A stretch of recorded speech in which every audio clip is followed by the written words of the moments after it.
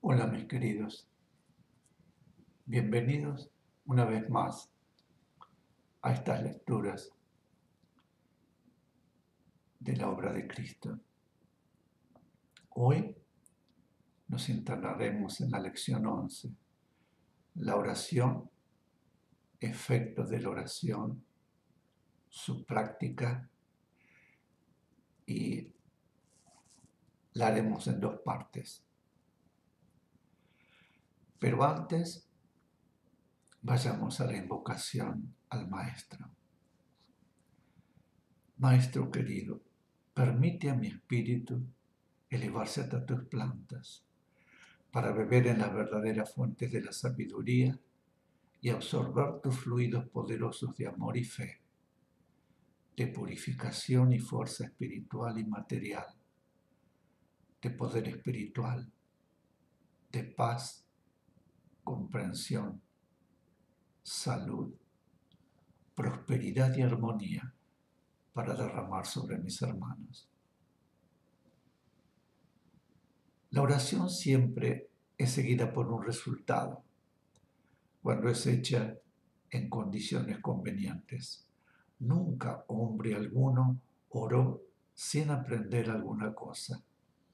Entre tanto, el rezar es considerado por los hombres modernos como un hábito caído en desuso, una superstición o un resto de barbarismo. Por eso ignoramos casi completamente sus efectos. ¿Cuáles son, de hecho, las causas de esa ignorancia? En primer lugar, el poco uso de la oración.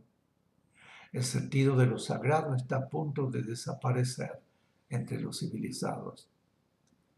Además, la oración es muchas veces estéril, ya que la mayor parte de los que rezan son orgullosos y faricios, incapaces de fe y de amor. La respuesta a nuestros pedidos y a nuestro amor es dada usualmente en forma lenta, insensible e inaudible.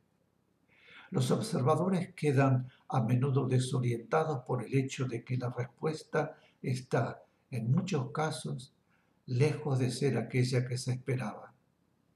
Así, aquel que pide la cura de una enfermedad orgánica continúa enfermo, pero sufre una profunda e inexplicable transformación moral. Efectos psicofisiológicos. La oración actúa sobre el espíritu y sobre el cuerpo de una forma que parece depender de su calidad, de su intensidad y de su frecuencia. Es fácil conocer cuál es la frecuencia de la oración y en una cierta medida su intensidad. En cuanto a la calidad, se mantiene desconocida, ya que no poseemos medios para medir la fe y la capacidad de amar de los demás. Cuando la oración es habitual y verdaderamente fervorosa, su influencia se hace más manifiesta y podemos compararla a la de una glándula de secreción interna, como la tiroides o la suprarrenal. Consiste en una especie de transformación mental y orgánica que se opera en forma progresiva. Diríase que en lo más profundo de la conciencia se enciende una llama. El hombre se ve tal cual es. Pone en descubierto su egoísmo, su codicia, sus juicios equivocados y su orgullo. Y entonces se sujeta al cumplimiento del deber moral, procurando adquirir la humildad intelectual. Así se abre ante él el reino de la gracia. Poco a poco va produciéndose en él un apaciguamiento interior, una armonía de actividades nerviosas y morales, una mayor resignación ante la pobreza, la calumnia, las penurias y mayor capacidad para soportar sin desfallecimiento la pérdida de los suyos, el dolor, la enfermedad y la muerte. Por tal motivo, el médico que va a rezar a su paciente debe regocijarse, pues la calma proveniente de la oración es una poderosa ayuda para él. Sin embargo, no debemos considerar a la oración como semejante a la morfina, dado que la plegaria origina al mismo tiempo que la calma una integración de las actividades mentales y una especie de floración de la personalidad. A veces produce aún el heroísmo y marca a sus fieles con un sello particular. La pureza de la mirada, la tranquilidad del porte, la alegría serena de la expresión, la virilidad de la conducta y, si fuera necesario, la sencilla aceptación de la muerte del soldado o del mártir traducen la presencia del tesoro que se oculta en lo íntimo de los órganos y del espíritu. La oración eleva a los hombres por encima de la estatura mental que les corresponde de acuerdo con su herencia y su educación. Este contacto con lo divino los impregna de paz. La paz irradia de ellos y llevan la paz a todas partes que vayan. Efectos curativos.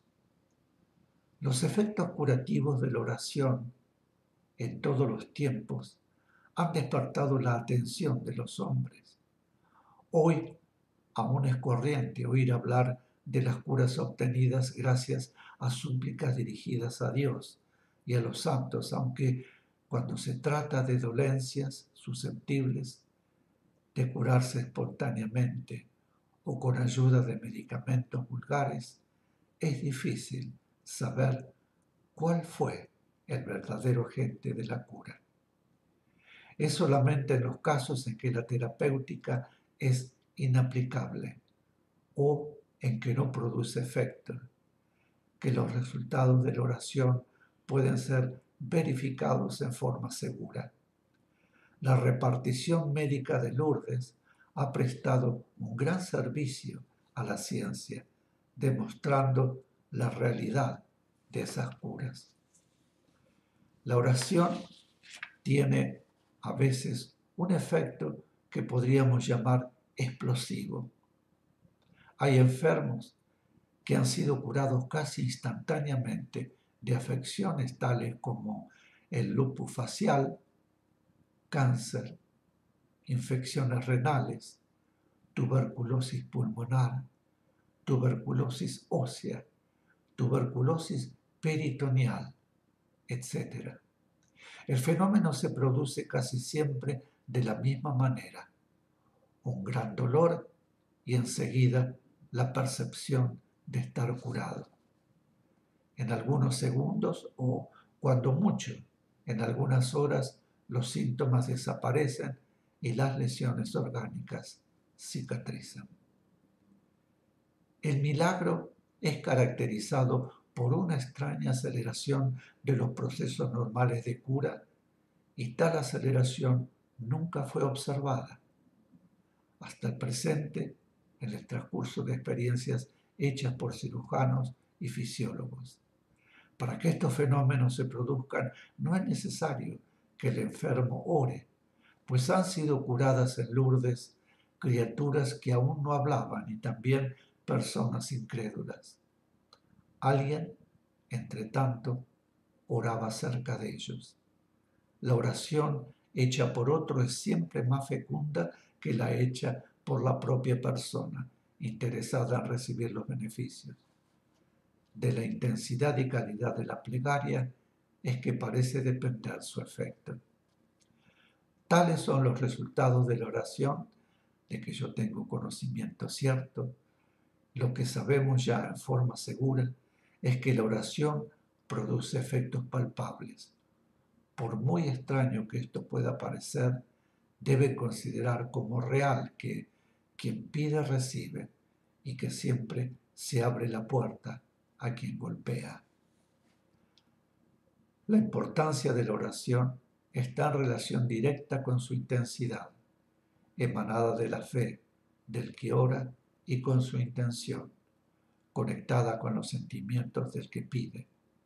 Es pues la práctica de la oración no solamente una forma de pedir, sino un medio de obtener, ya que la oración siempre habrá de obtener su efecto. Pero el efecto de la oración responde siempre a la fe y a la intención del que ora. Nada habrán de valer las oraciones meramente recitadas, pues no es sólo la palabra la necesaria, sino la vibración que la define y la conecta. Y esa vibración, que depende de la fe y el sentimiento, puede ser densa o sutil, y por lo tanto llegar hasta la elevación sublime o quedarse en planos inferiores. No supongan que es orar pedir con desesperación las realizaciones de su propia vida humana. Orar es entregar con fe absoluta en el amor y el poder divino manifestado en los seres superiores a quienes se ora. Los problemas y los deseos de bien que deseen ver transformados en realizaciones. Acostúmbrense a pedir siempre el bien de sus hermanos. Así su espíritu encontrará fácilmente el camino que lo conectará con la fuente de todo bien, cuando necesiten pedir para ustedes mismos. Una oración bien practicada puede considerarse como una realización efectuada, pues si aparentemente los hechos que ustedes pueden ver no concuerdan con lo que esperan, sabrán que si al orar piden el bien, la respuesta será siempre el bien que necesitan, aun cuando ese bien deba llegarles con apariencia completamente diferente de la que ustedes esperaban. Oren no por costumbre, sino por deseo y por la necesidad espiritual de acercarse a las fuentes divinas, y encontrarán y disfrutarán así el verdadero e intenso placer de la oración. Y aquí termina la primera parte de la lección número 11. Continuaremos a continuación con la segunda parte. Nos encontramos en unos minutos. Gracias.